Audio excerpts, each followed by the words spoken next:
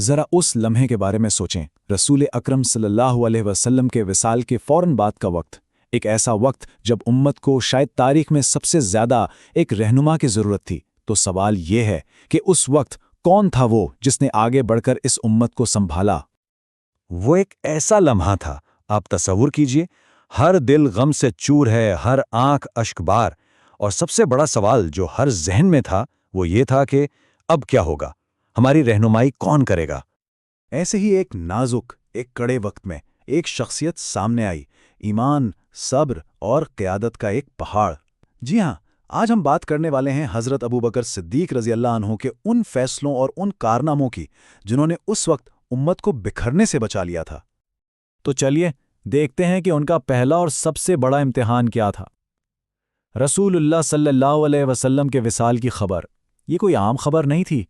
اس نے پوری مسلم کمیونٹی کو ایک گہرے، ناقابل یقین صدمے میں مبتلا کر دیا تھا۔ مدینہ کی فضا پر جیسے ایک سکوت طاری ہو گیا تھا۔ بہت سے صحابہ اکرام تو اس حقیقت کو تسلیم کرنے کو تیار ہی نہیں تھے۔ حالت یہ تھی کہ حضرت عمر فاروق رضی اللہ عنہ جیسی مضبوط اور آہنی شخصیت، انہوں نے اپنی تلوار نکال لی اور کہا کہ اگر کسی نے یہ کہا کہ رسول اللہ کا وصال ہو گیا ہے تو میں اس کی گردن اڑا دوں گا۔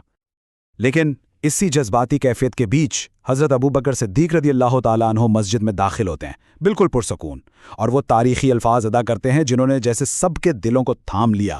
انہوں نے قرآن کی یہ آیت تلاوت کی کہ محمد صلی اللہ علیہ وسلم تو بس ایک رسول ہیں، ان سے پہلے بھی بہت سے رسول گزر چکے ہیں، تو کیا اگر وہ وفات پا جائیں یا شہید کر دیے جائیں تو تم لوگ اپنے دین سے پھر جاؤ گے؟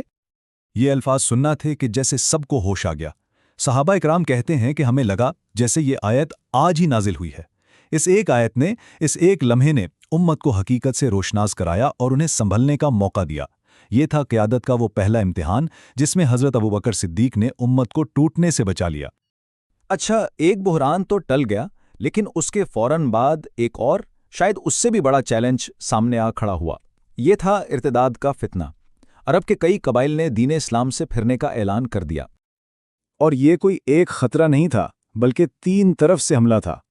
کچھ قبیلے تو کھلم کھلا اسلام سے منکر ہو گئے، کچھ نے کہا کہ ہم نماز تو پڑھیں گے لیکن زکوٰۃ نہیں دیں گے، جو اسلامی ریاست کی بنیاد تھی، اور تو اور کئی جھوٹے نبی بھی کھڑے ہو گئے جنہوں نے اپنی پیروی کا دعویٰ کر دیا۔ مطلب امت اندر سے ہی ٹوٹ پھوٹ کا شکار ہونے لگی تھی۔ ایسے میں جب کچھ لوگ نرمی کا مشورہ دے رہے تھے، حضرت ابوبکر صدیق نے وہ فیصلہ کن اور جرت مندانہ موقف اپنایا جسے تاریخ کبھی نہیں بھلا سکتی۔ آپ نے فرمایا، خدا کی قسم، اگر یہ لوگ مجھے اونٹ کے پاؤں میں باندھنے والی ایک رسی بھی دینے سے انکار کریں گے جو یہ رسول اللہ کے زمانے میں زکوٰۃ میں دیتے تھے، تو میں اس پر بھی ان سے جنگ کروں گا۔ یہ کوئی معمولی اعلان نہیں تھا۔ اس ایک فیصلے نے اسلام کی بنیادوں کو ہمیشہ کے لیے مضبوط کر دیا۔ ان مرتدین کے خلاف جنگوں نے یہ بات واضح کر دی کہ مسلم امت اپنے بنیادی اصولوں پر کوئی سمجھوتا نہیں کرے گی، چاہے حالات کتنے ہی مشکل کیوں نہ ہوں۔ اب اسی افراتفری کے دور میں ایک اور بڑا فیصلہ کرنے کا وقت آیا، اور اس فیصلے نے بھی اسلام کی تاریخ پر گہرا اثر ڈالا۔ یہ فیصلہ تھا ایک ایسے لشکر کے بارے میں جسے خود رسول اللہ صلی اللہ علیہ وسلم نے تیار کیا تھا۔ قصہ یہ ہے کہ رسول اللہ نے اپنی زندگی کے آخری ایام میں حضرت اسامہ بن زید رضی اللہ عنہ کی قیادت میں ایک لشکر روم کی طرف روانہ کرنے کے لیے تیار کیا تھا، لیکن آپ کے وصال کے بعد جب مدینہ خود خطرے میں تھا اور چاروں طرف بغاوت تھی، تو بڑے بڑے صحابہ نے مشورہ دیا کہ اس لشکر کو ابھی روک لیا جائے کیونکہ مدینہ کو حفاظت کی ضرورت ہے۔ لیکن حضرت ابوبکر کا جواب بالکل دو ٹوک اور واضح تھا۔ انہوں نے کہا، اس لشکر کو جسے خود رسول اللہ نے روانہ کرنے کا حکم دیا تھا، ابوبکر نہیں روک سکتا۔ تو انہوں نے حضرت اسامہ کے لشکر کو روانہ کر دیا، اور اس کا نتیجہ کیا نکلا؟ اللہ نے انہیں شاندار کامیابی دی۔ اس ایک فیصلے نے صرف جنگ ہی نہیں جتوائی، بلکہ دشمنوں کو یہ پیغام بھی دے دیا کہ مسلمانوں کا خلیفہ کمزور نہیں اور وہ اپنے نبی کے راستے سے 1 انچ بھی نہیں ہٹے گا۔ اچھا، اب آتے ہیں ان کے ایک ایسے کارنامے کی طرف جس کا احسان شاید رہتی دنیا تک ہر مسلمان پر رہے گا، اور وہ تھا قرآن مجید کی حفاظت اور اسے کتابی شکل میں جمع کرنے کا کام۔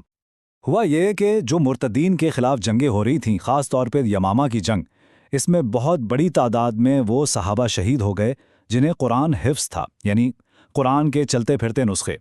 اس سے ایک بہت بڑا خطرہ پیدا ہو گیا کہ اگر یہ سلسلہ جاری رہا تو کہیں قرآن کا کوئی حصہ ہمارے سینوں سے ہمیشہ کے لیے ضائع نہ ہو جائے۔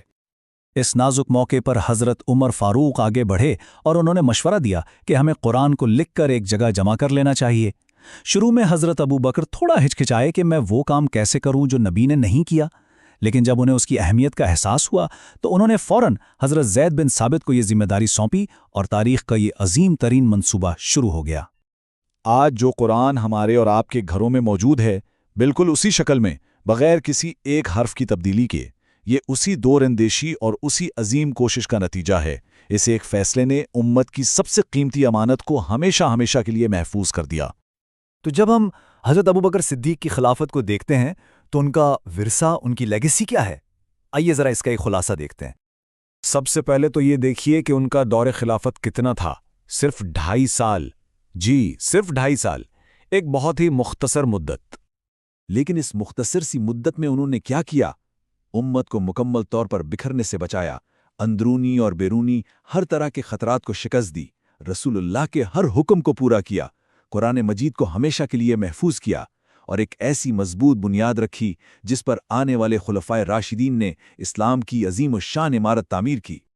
اور ان کی عظمت صرف ان بڑے بڑے فیصلوں میں نہیں تھی، بلکہ ان کے اپنے کردار میں تھی۔ ان کی ذاتی زندگی سادگی کا ایک نمونہ تھی۔ خلیفہ بننے کے بعد بھی انہوں نے کبھی اپنے عہدے کو ذاتی فائدے کے لیے استعمال نہیں کیا، بلکہ ہر لمحہ صرف اور صرف امت کی فلاح و بہبود کے لیے کام کیا۔ تو آخر میں ایک سوال پر سوچنے کی ضرورت ہے۔ اگر اس تاریخ کے اس نازک ترین موڑ پر حضرت ابو بکر صدیق جیسا کوئی شخص آگے نہ بڑھتا تو آج اس امت کی شکل کیا ہوتی؟ یہ سوال ہی ہمیں ان کی قیادت کی عظمت اور ان کی قربانیوں کی اہمیت کا صحیح معنوں میں احساس دلاتا ہے۔